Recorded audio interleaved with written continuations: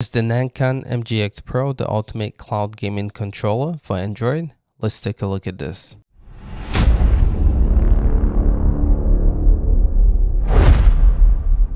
So to get started, I want to take a look at the design, and something to just say right at the bat, this is a pretty hefty, beefy controller.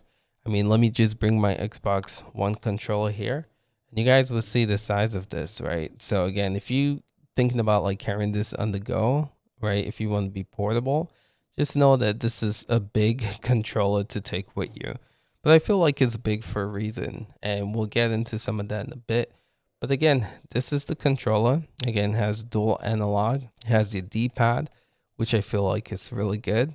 It has the select button, has your start button, and then your home button, which I'll get into here in a bit. This is the closest thing, and I feel like this company wanted to resemble an Xbox controller. And I would say trying to play games on your mobile, this is probably the closest thing you get, like actually using full-fledged controller on a mobile device. So again, see the button layouts is pretty similar to an Xbox. The triggers, these are analog triggers, so it's very, very good. We'll get into some of that in a bit, but yeah, I love the triggers. And when you hold this in the hands, you'll see like it feels really sturdy. It feels like you're holding a controller. So again, this is how you set up your Bluetooth. You hold this button, and this is USB-C charger, and then it opens up like this to fit 6.7-inch display.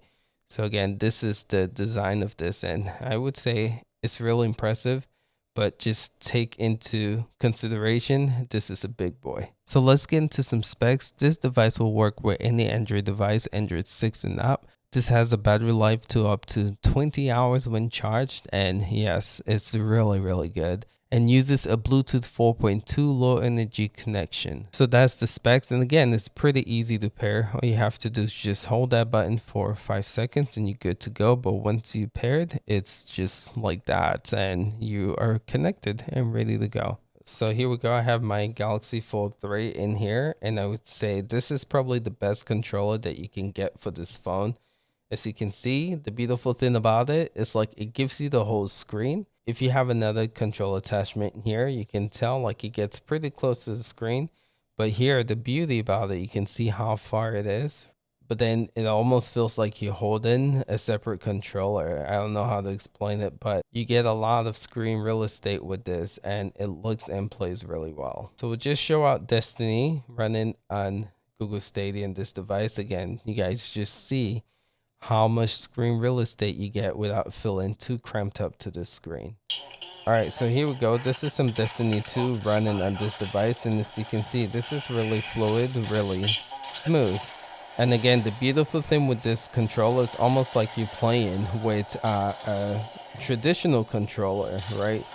It feels really good in the hand, and you have a lot of screen real estate with this one.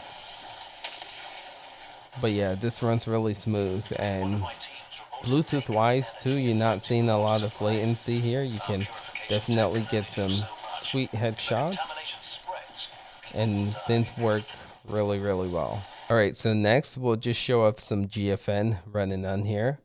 We'll play a game like Kenna Bridge of Spirits. Alright, here we go with Kenna, and as you can see, this looks absolutely incredible. And again, this is running via Bluetooth, and something to take into consideration. If you guys are worried about latency, you can plug this via USB-C to your controller and also to your mobile phone, and yeah, that shouldn't be an issue for you guys moving forward. But yeah, just look at the way this runs, not having any latency issues. Graphically, it's really impressive, looks really good, runs really well. Slow time there. Move around here. And again, the beautiful thing is your fingers or hands are not getting in the way of your gameplay. Like if you're using something like a Razer Kichi, you have the whole screen real estate. Beautiful, beautiful. Alright, so next we're going to test out some Xbox Cloud Gaming. Going to get into some Halo Infinite here. Alright, so here we go. And again, I'm in a difficult location, just a disclaimer, so you guys might see me die. But yeah, when it comes to performance wise though, I do not have any issues with this running. Everything runs smooth and it's definitely playable. And I can't stress this enough when it comes to screen real estate. The fact that your fingers don't get in the way here. It's a beautiful thing. But yeah, this is Halo Infinite running with this controller. As you can see, I'm able to get some really good headshots. So yeah, latency is hardly an issue with this. Alright, so my final verdict should you get this device, and I would say honestly speaking, this is one of the best Android device that you can get for cloud gaming right now. Yes, it is Bluetooth. Yes, it's not USB, but this runs really smooth. Again, Bluetooth connectivity, you hardly experience any latency. And something I love about this is the fact that your fingers are not too close to the screen. It gives you a sense like you using a traditional controller. And the buttons feel really good. The analog sticks feel like a normal controller, and the triggers are really good.